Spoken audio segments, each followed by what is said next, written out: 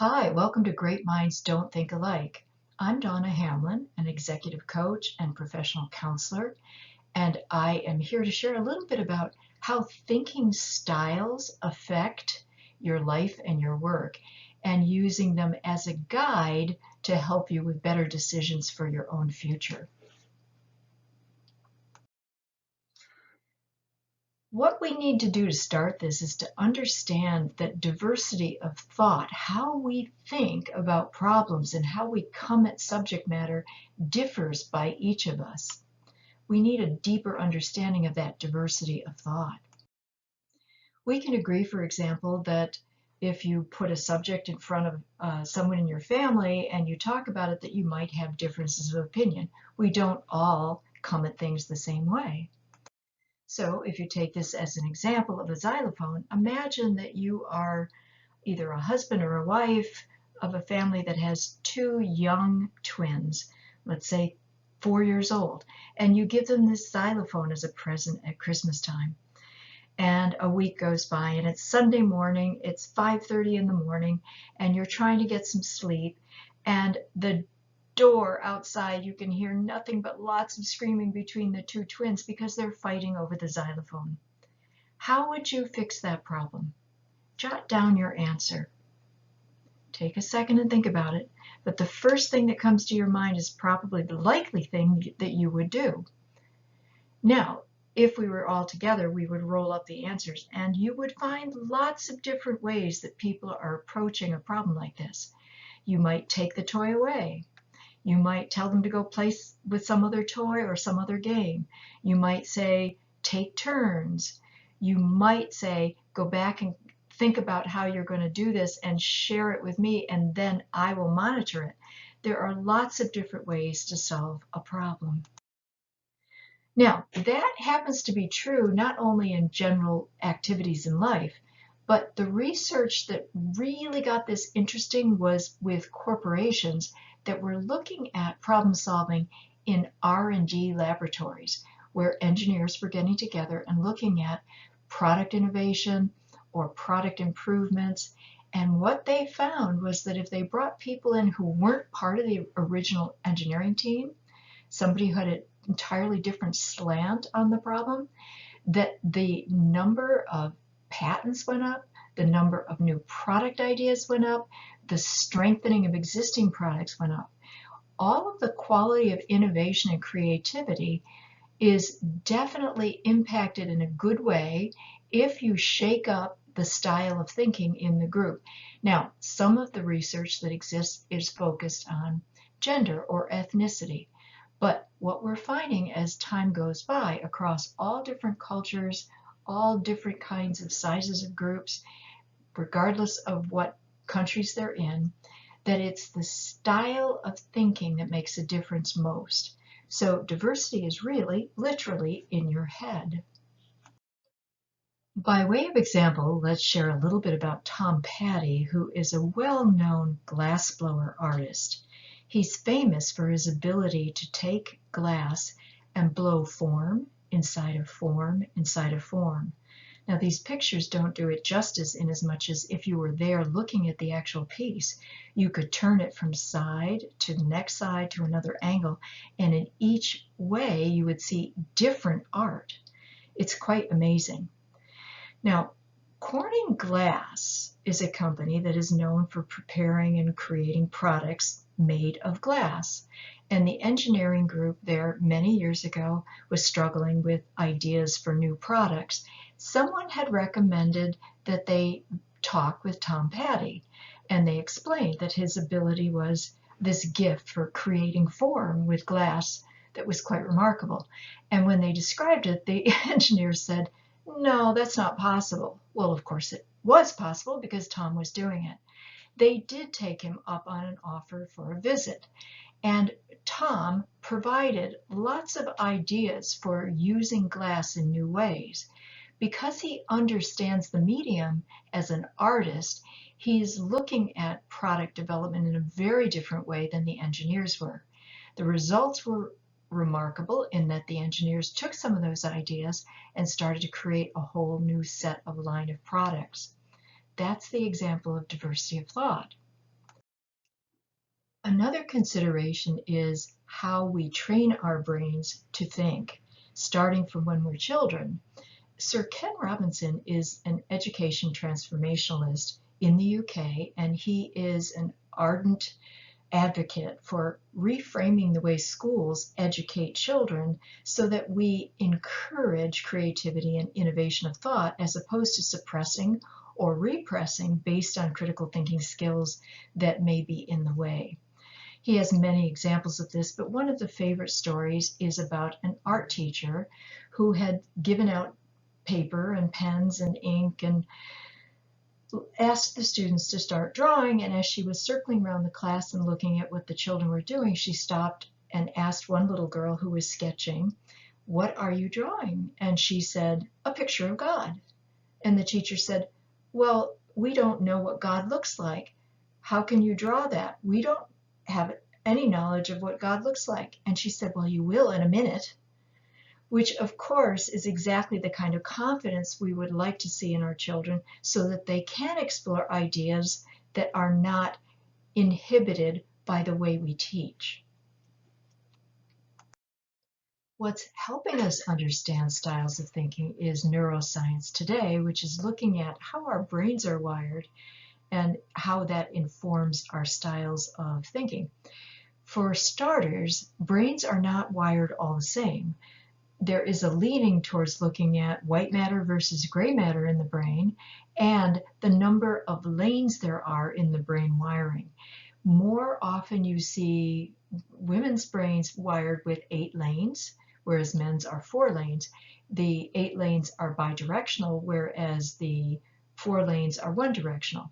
Now, the reason for understanding this impact is that if you have 2-channel waves going, that the proclivity or the ability to do multitasking, think about several things at the same time and integrate the problem into a more holistic solution, is oriented based on that kind of brain, whereas the gift of someone who has more of a one-directional is that they are very able to look at deep concentration on one topic at a time, move it over, and then stay very focused on the next. Neither of these are wrong, they're just different, and how you apply that to what the task is at hand is the appropriate question to look at. Now, having said all of that, it's also true that even more recent science is saying you don't like your brain the way it is, you can change it. And there are disciplines that you can create that will establish new neural networks and changes in brain patterns to create a different style for yourself. And these are a couple of examples of books that are out now, taking a look at the science for this and what you could do if you would like to test yourself against some new patterns. Yet again, this is a new book that's coming out. It's not out yet, from a neurostrategist, Steven Feinberg, who is coming up with a new name for the book. It hasn't been named yet, but it is about busting up the patterns in yourself and how you think so that you can expand opportunities. And what he's done is interview more than 150 known people who have done some amazing changes, pivots, incredible differences in new markets or new approaches to a problem, and interview them to understand how did they think and what was the breakthrough and how did it occur, so that we could create ways for ourselves to bust up our own styles and change those in new ways that are helpful to us. Now let's talk about how that applies to you. We've done research to take a look at the personality dimensions that tend to be the dominant ones, and there are 4. One is a bias towards action. How do we get it done and when do we get it done? Process, which is what mechanisms do we use or create that allow us to get it done? People is about who should do it, and strategy is what is it we should be doing. Now, let's look at those in a little bit more detail. The action bias is for people that are affectionately known as the producers. Their focus is getting things done. Their speed is quick. They think about the incremental steps, and so they tend to look at those as short-term, then the next one, then the next one. They are oftentimes known as the long ranger. Their style is high work ethic.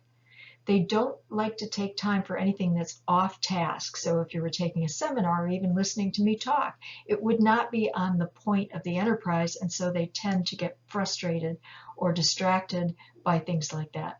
They're very good at managing crises because they're organized and they work long hours, they come in early, they stay late, and they don't like meetings that are not necessary or are distracting from the point of the enterprise or their task in front of them. Their major complaint is, if we had more time, we get more done.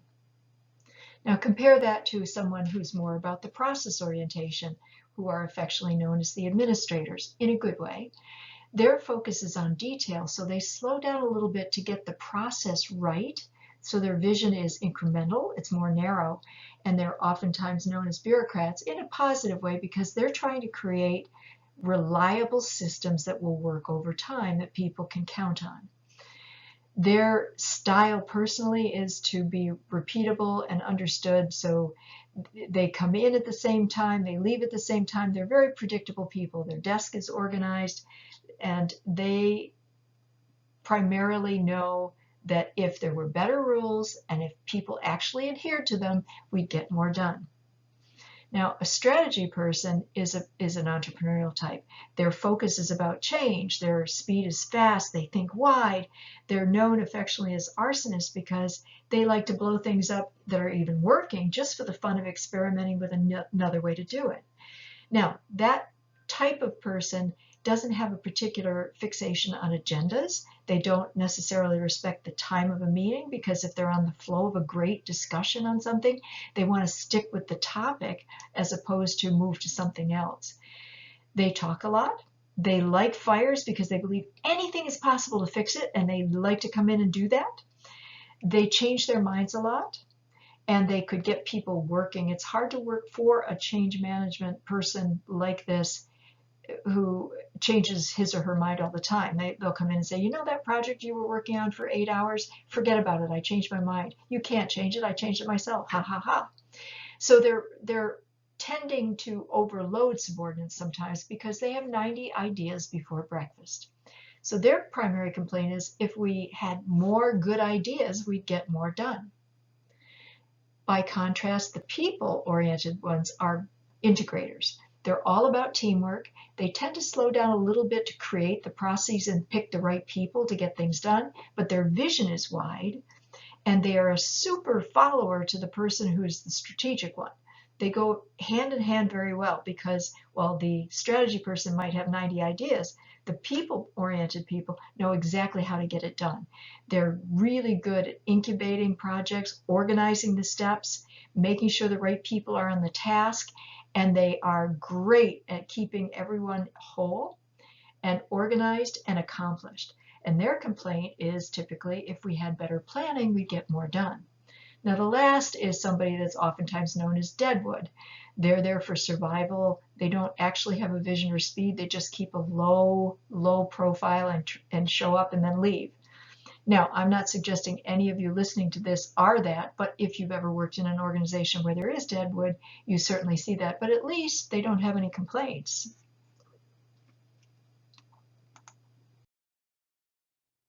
Take a moment and guess, based on those descriptions, which orientation is yours. Now, it's true that we have a little bit of all of these. It's just that we tend to have one that's a dominant style and maybe a wing that would go with it. There is a test that we provide if you would like to do it formally, and we do this oftentimes with organizations and groups to understand the group dynamics. When you're looking for a lot of high diversity of thought, you want to get different styles around the table because you'll outperform a group that's homogeneous. But it would be good for you to have a sense for your own as you go forward, because this is where your value starts to shine. It's also helpful to understand this in the context of working within a team. The research studies that we've looked at show that while you would guess there's lots of factors that make teams great, look at the list of these that you would guess would matter: attendance, training, the age of the group, the size of it, the capacity and the competencies within the team. None of those actually correlate. What does is how functional is the team when it's brought together. If you have a really high diversity team that knows how to work together respectfully with trust and candor, even though they're coming at the problem differently. They have quality of debate skills. They're able to enjoy each other's company and respect it. That's what creates a great team. Now, it's not that easy for people, and we know that diversity of thought is a good thing, but why aren't we creating more of it? It's because we say intellectually that we do want it, we just don't know how to manage it. Look at this. These are reports from people who have gone into high diversity situations, either within teams or within a board or within a group where they're the exceptional diversity people. And their complaints are, I don't feel listened to, I don't feel accepted as an equal, I'm not treated as credible. There are expectations that are cast based on my stereotype, or I'm told that I'm lacking experience. Executives say they want diversity, they just don't know how to leverage it. What is known in psychology is people getting into environments where there are very different people, they go into exogenous shock. They honestly don't know how to handle the difference. The underlying challenge here really has to do with trust. Currency of businesses and organizations is trust. There's so many complicated groups of people with interests on what's going on, and they have to trust each other to make the system work. Unfortunately, we're not wired, historically or today, for trust. We are wired to protect ourselves. We were when we were in survival mode, and we are still wired to not automatically trust, which creates all kinds of problems for us in the way that we unconsciously or consciously have biases of protection against things that are different than ourselves. Now, there's been a lot of discussion of late, I'm sure you're all reading about it, on the idea of diversity. And this is a statement by Justin Trudeau in Canada when he acclaimed recently that diversity is a fact, inclusion is a choice. Now, that's a pretty profound statement, and we would agree with him. I certainly do, except that I'd like to make a friendly amendment to it that diversity is a fact. However, inclusion is a competency. It's not something we're gifted with naturally. We have to develop it and become highly capable at it. And if you want to be a good person in your work, good person in your family life, and if you want opportunities for leadership, developing your capability and your competency and inclusion is going to make a difference for you. Now, how do you do that? Here are some suggestions related to personal disciplines, things that you can do all by yourself at home. Read articles and books from authors with whom you disagree. Do not read the stuff that supports what you believe. Read the stuff that contests what you think. It will discipline the way you think. Go ahead and ask people for their opinions when you know they're going to tell you something you really don't want to hear. It will test your tensile strength for taking on alternative thinking. Create a new discipline where you challenge yourself with the 3-to-1 ratio, which is ask 3 questions for every 1 declaration that you make. When you're making more inquiries than you are declarations, you're learning, which is creating more flexibility for you. Ask questions constantly until you understand before you declare a conclusion. Informed inquiry will make your solutions stronger. Practice and try and improve your discipline on objectivity, where you are trying to actually process what you're told in a way that allows you to make qualified decisions, not just subjective interpretation. Constantly look for truth and speak only what you know is facts-based or truthful. And then test yourself with flexible thinking games and tools. There are a lot of them out in the market now that are trying to help people think at different challenges from different angles. The suggestions here are all about creating more elastic thinking. two authors that are popular right now are writing about this, and the two books are The Agile Mind and Elastic Flexible Thinking. What they both are suggesting are trying things for yourself that bust up some of the patterns that you may have by changing your environment, trying new things, questioning the way you think, and being more spontaneous and mixing things up a bit, just to bust the patterns. Now, to take it in more detail, what this is about is creating more cognitive diversity. So if we take changing things up as a first, take a vacation, take a walk around the block, take a coffee break, or just at least a movement break, so that you change the context of your environment, you're going to feel a mind shift if you do this. Exercise can also help you because it gives you a mental boost. Try visiting arts or museum displays or places that have things you've never seen before. It will put you in a different frame of reference.